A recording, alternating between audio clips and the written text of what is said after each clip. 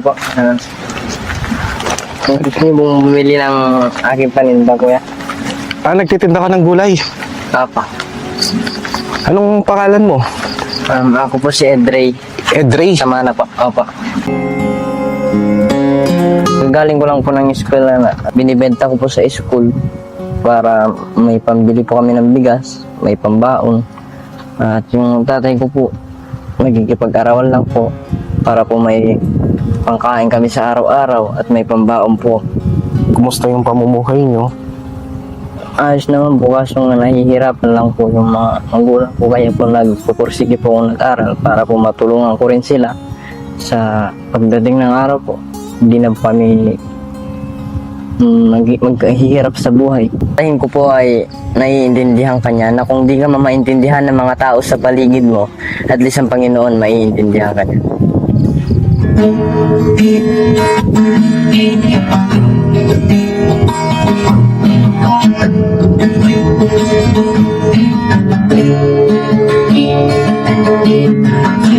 Eto, meron akong kwento nanggagaling pa sa lugar ng mga lolo ko. Meron daw isang nagkatawang tao, bumaba dahil hindi niya ang buong mundo. Puna akong pinagdas ng mga tao sa halipang kong iari, pinatawat parang tayo. Kung silbi na meron tayong isa tuloy sa tugo, di natin nalaman tuloy na kahulugan ito. Oh, oh, oh, oh, oh, oh. Oh, oh,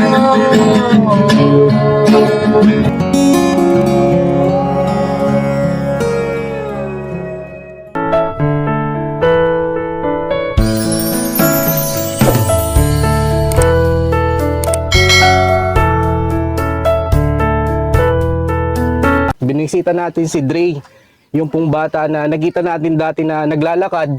At ngayon po, meron po tayong ipapaabot po na blessing sa kanya. Malaking blessing po ito, lalo na sa kanyang pag-aaral. At kasama po natin si Kuya, kanyang nanay, tsaka si ate.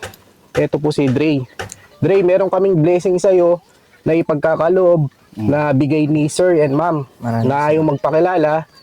At nasabi sa akin, bigyan kita ng monthly allowance. Ngayon, Dre, Kuya, ate, meron po kaming ibibigay kay Dre na monthly allowance. Ali, Kuya, pupunta po kami dito buwan-buwan.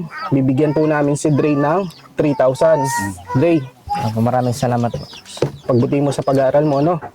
Ito, bigay ni Sir at saka si Ma'am na ayaw magpakilala. At ito, bibigay namin yung 3,000. Gamitin mo ito sa iyong pag-aaral, pangbaot mo, mga project mo. Ito, Dre, tanggapin mo. 1,000, 2,000, 3,000. At nasabi mo sa akin na may JS kayo ngayon, may babayaran ka. Opo. Yung susuotin mo. Opo. Ngayon, hindi mo na po problemahin yung JS mo. Napabigay din ni Sir. Ito, 2,000. 1,000, 2,000. Tapos maliban dyan, sa graduation mo, magbibigay uli si Sir tsaka si Ma'am para sa graduation mo. Ang sa amin, Dre, wala kaming hinihing kapalit.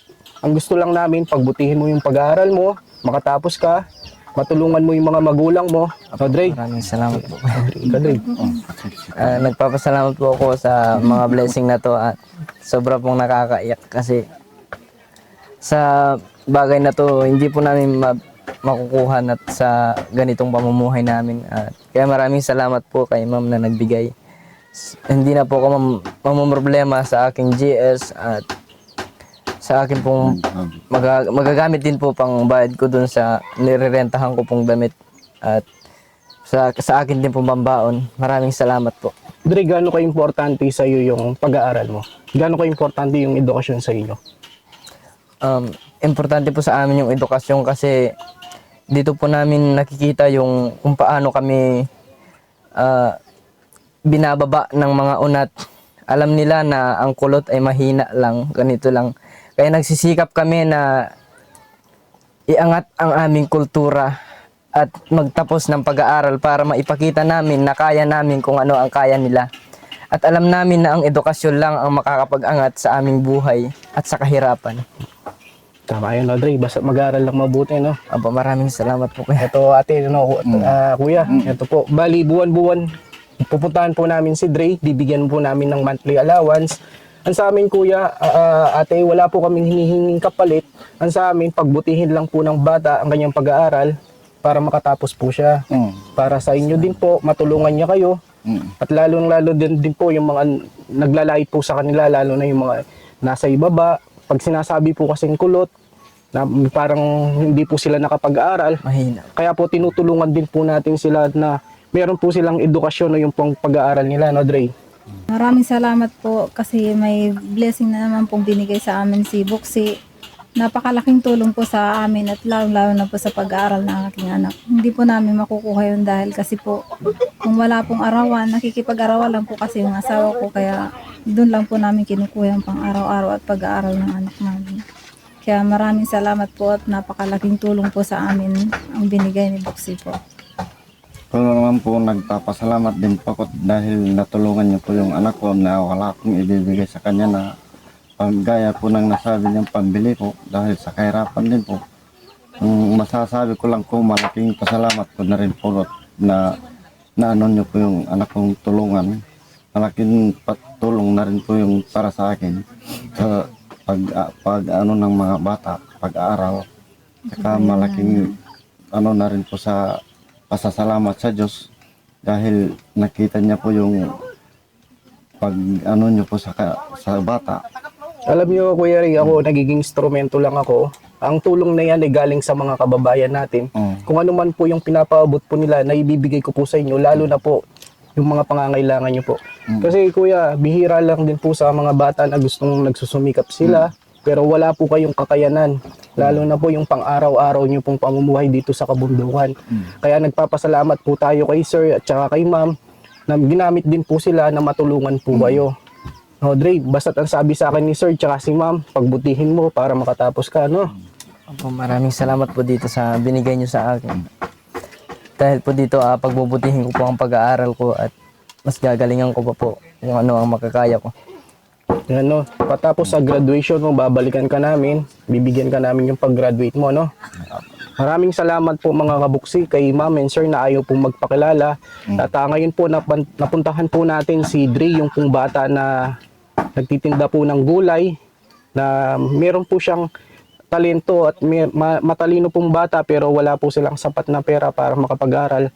Ngayon po meron pong tumulong po sa kanila para mapagpatuloy po ni Dre ang kanyang pag-aaral. Maraming salamat po. Ako po ako na pagbubutihin ko po ang pag-aaral ko at gagawin ko po kung ano ang makakaya ko. At maraming salamat ulit po. God bless po. No, Kuya Ray, no? Basta't galagin nyo lang gabayan si Dre at yung grade niya, tinitignan ko lang, minomonitor natin, no, Kuya Ray, para ipapakita natin sa sponsor. Yun lang po mga kabuksi, maraming salamat po sa inyong lahat. At lagi po kayong mag-iingat at pagpalain po tayo ng Panginoon Diyos sa pagtulong po natin sa mga kababayan po natin na mahirap at nangangailangan. O Kuya Ray, ate, Dre, Salamat po. God bless po. bye-bye po.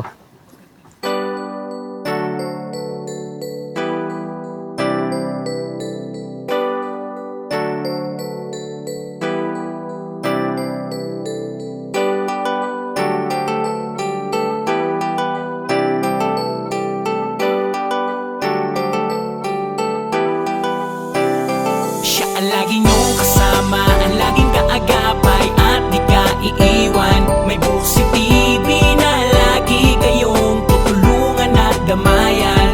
May mabuting puso para sa ating kababayan, handang tumulong para sa inyo.